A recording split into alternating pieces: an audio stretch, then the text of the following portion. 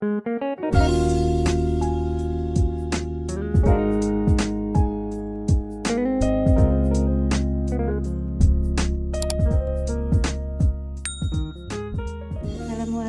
warahmatullahi wabarakatuh.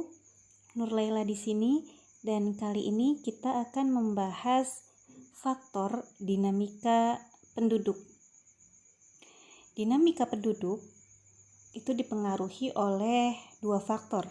Yang pertama ada faktor alami dan yang kedua faktor non-alami. Faktor alami itu adalah sebuah fenomena yang terjadi secara alamiah yang mempengaruhi dinamika kependudukan, yaitu mencakup kelahiran dan kematian.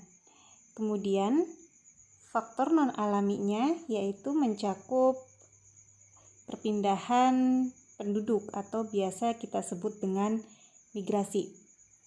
Kita akan ulas satu persatu dari kedua faktor dinamika penduduk tersebut. Yang pertama ada faktor kelahiran.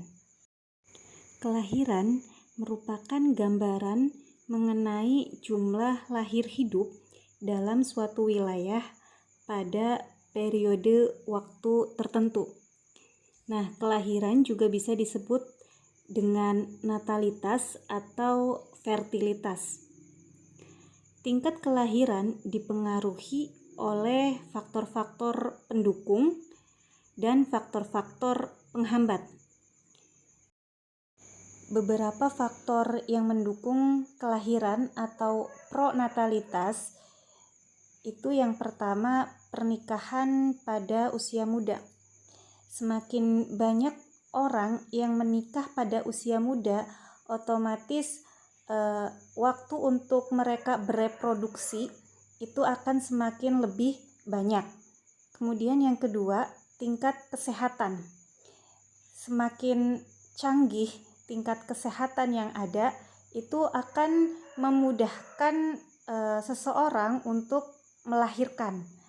Kemudian yang ketiga, adanya anggapan banyak anak itu banyak rezeki, sehingga beberapa orang itu tidak memiliki kekhawatiran akan memiliki banyak anak.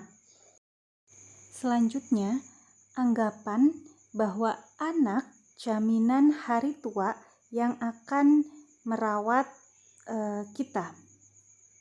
Selanjutnya, ada beberapa faktor penghambat kelahiran atau antinatalitas. Faktor tersebut antara lain, yang pertama, penentuan batas usia perkawinan.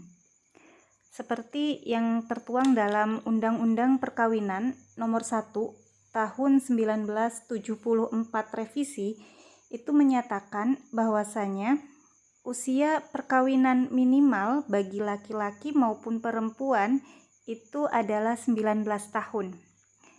Nah, kemudian faktor yang kedua, adanya program keluarga berencana yang membatasi keluarga untuk memiliki 2 orang anak atau dengan slogan 2 anak cukup. Kemudian yang ketiga, adanya pembatasan tunjangan anak. Nah, faktor yang ketiga ini hubungannya dengan pegawai negeri. Kemudian yang keempat, sarana prasarana pendidikan yang semakin meluas.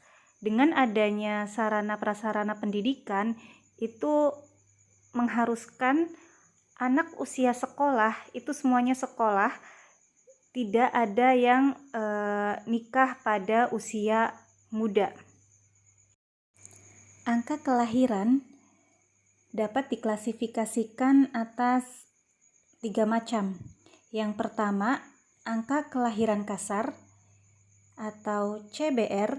Yang kedua, angka kelahiran umum atau GFR. Dan yang ketiga, angka kelahiran menurut kelompok usia atau ASBR.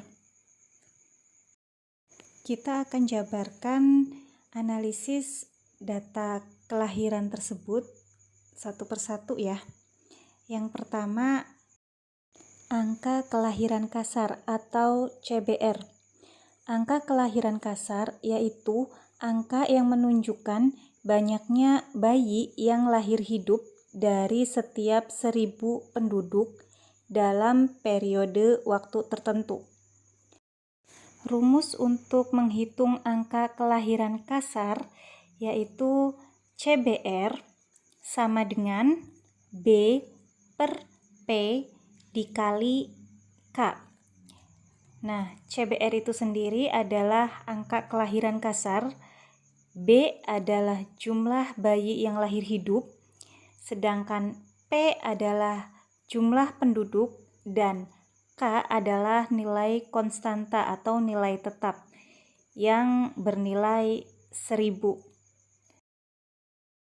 Selanjutnya, angka kelahiran umum atau GFR.